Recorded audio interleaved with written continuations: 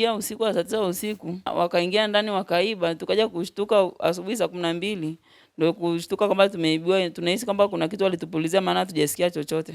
Hali ya sitofahamu imetokea katika familia ya Daniel Peter wanaoishi katika kata ya Mlangarini wilayani Arumeru mkoani Arusha baada ya vijana wawili kudaiwa kuingia katika nyumba hii kwa kupitia kwenye paa la nyumba, huku wakiiba vitu mbalimbali ikiwemo pikipiki, fedha pamoja na simu, huku familia hii ya watu 6 waliokuwa ndani ya nyumba hii wakidai kwamba hawakusikia chochote, jambo ambalo wanahisi huenda kuna kitu walipuliziwa kutokana na kuja kufahamu kwamba wameibiwa majira ya asubuhi. Mujibu wa Edna Samson, ameeleza kwamba kadri walivyokuwa wakiendelea kufuatilia kwa jeshi la polisi walishindwa kufahamu kinachoendelea zaidi, huku wakiomba mamlaka husika kuendelea kufanya uchunguzi kwa kuwa watuhumiwa hao walibainika kupitia simu ambayo waliisahau katika nyumba hii.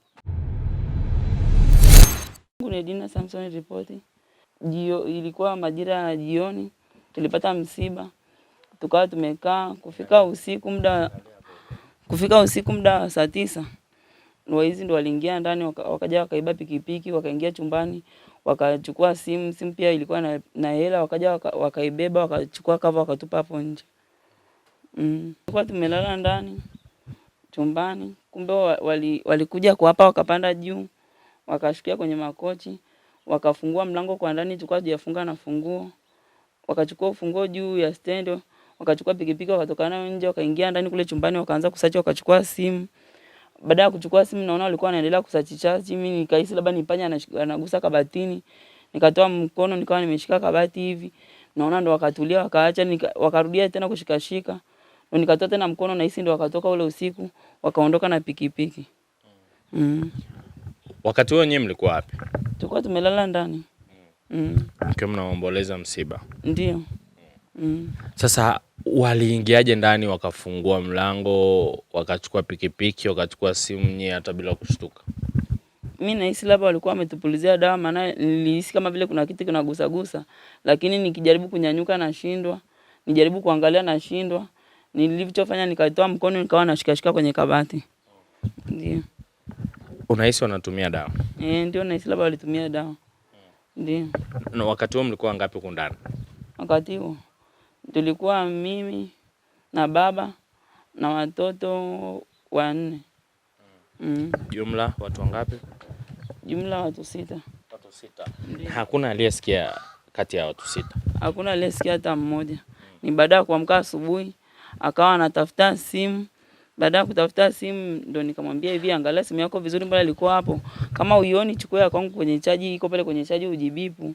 Ndo akaniambia mbona hata kwako hayupo. Nikamwambia basi usiku nilisikia vitu wakati ninashikashika, lakini kunyanyuka nilishindwa, na nilikusukuma hata wewe ili kuamka lakini uko hujaamka. Inawezekana labda ni waizi. Kutoka tukakuta mlango wazi, pikipiki imetolewa, wamebeba na simu. Na hiyo hela ambayo ilikuwa kwenye simu. Hiyo hela ilikuwa kiasi gani waliichukuaje? Ilikuwa 50 kwenye nyuma ya cover. Nilikuwa nimeweka nyuma ya cover ya simu yangu. Kuna simu ndogo ambayo walisahau juu ya mbao.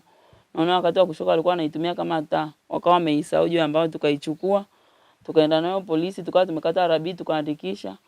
Polisi wakawa wamefuatilia, wakawapigia simu, wakapiga simu, kuna mama akawa ameenda. Huyo mama akamtaja huyo kijana.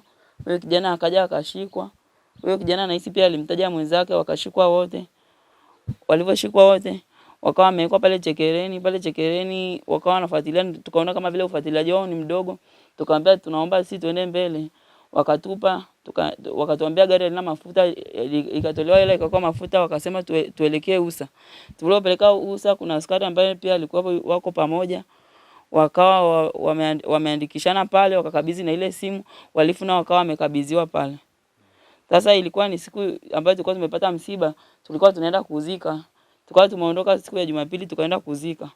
Kurudi siku ya Jumatatu mume wangu alitangulia kurudi. Jumatatu wakawa wameachiliwa. Tukiuliza wanasema eti wameachiliwa kwa wizi wa vifiniko vya malalua. Wamepelekwa mahakamani, kesi imeongelewa, wameachiliwa kwa mzamana nje. Lakini kesi yetu ikawa haijaongelewa. Ndio. Mimi niliwapigia simu nikawauliza, wakasema eti inawezekana wao sio wahusika kitu chochote. Nikamwambia sio wahusika kitu chochote na hiyo simu ina ushahidi wote. Wakasema tumeshawapiga hao, hatuwezi kurudia kuwapiga tena. Labda kama mnataka mbie mtuchukue ili tufuate tukamfanyie pelelezi huyo mama yao. Ndio. Sasa zitaendelea kwa sababu hata wa vijana ni wahusika wa hapa mtaani, wanaiba mara nyingi tu, wanaachiliwa wakifika, sijui kuna kitu labda wanatoa, unakuta wanaachiliwa wanarudi hapa. Ina maana wizi upo hapa mtaani. Na wakija hamna chochote wanachofanya, kwa hiyo wizi wameuzoea. Wakifika tu ndani wanatolewa wanaachiliwa. Hamna chochote kinachoendelea. Na kama mimi sikio nikampigia askari nikamuuliza, mlitaka mkute mtu amekufa ndani ndio mje kutusaidia? Mbona hamjakanyaga tulipouliza kwa tukio lolote, mnaendelea kutuzungusha mpaka leo? Labda tungekufa ndio mngekuja. Walikaa kimya wakasema eti aje achukuliwe, mama yake aende akafanywe upelelezi. Mama nani? Mama wa huyo kijana. Kijana yupi? Kijana huyo ambaye ni mwizi anabainika anaitwa Ima. Ndio simu ilikuwa ya mama yake. Serikali tusaidie kuangalia, manake unakuta kwamba tukiwa na shida kama hizo, ukiwa una pesa uweze kusaidika. Labda watu wanahitaji pesa ndio mtu uweze kusaidika. Unakuta tunateseka, ndio kama hivyo pikipiki imefuatiliwa, simu zetu zimepotea, lakini hamna chochote kinachoendelea.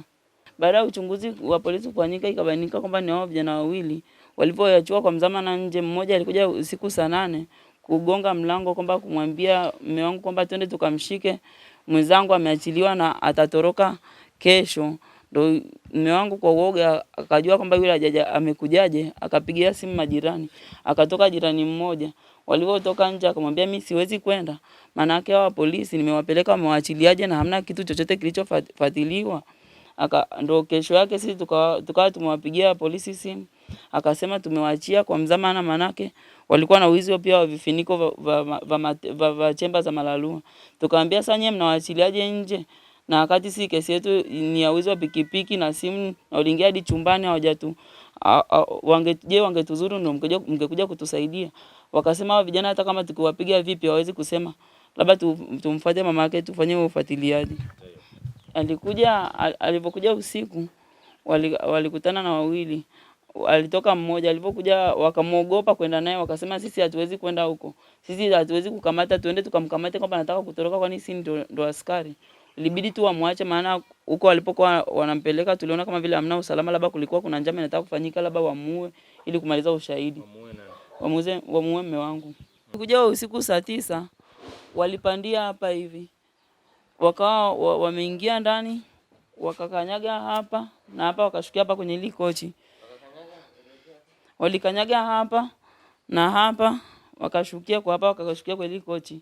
Walipoingia hapa tulikuwa tujabana mlango na funguo, wakatoa komeo la mlango, wakatoa pikipiki nje, kulikuwa na ufunguo tumeuacha pale juu, wakachukua ufunguo wa pikipiki, wakatoka nao nje. Tulikuwa tumelala kabisa tusikii, wakawa wameingia tena ndani kule chumbani. Tulikuwa tumeweka simu humu ndani chumbani, wakakagua wakachukua simu. Pia kulikuwa kuna hela juu nyuma ya simu, wakazichukua pia na hizo hela. Waliingia usiku wa saa 9 usiku. Tukaja wakaingia ndani wakaiba, tukaja kushtuka asubuhi saa 12 ndio kushtuka kwamba tumeibiwa. Tunahisi kwamba kuna kitu walitupulizia, maana hatujasikia chochote. Lilipotafutwa jeshi la polisi halikuweza kupatikana kwa ajili ya taarifa hizo, lakini AyoTV pamoja na millardayo.com bado tunaendelea kuwatafuta ili kuweza kupata taarifa zaidi kuhusiana na swala hilo.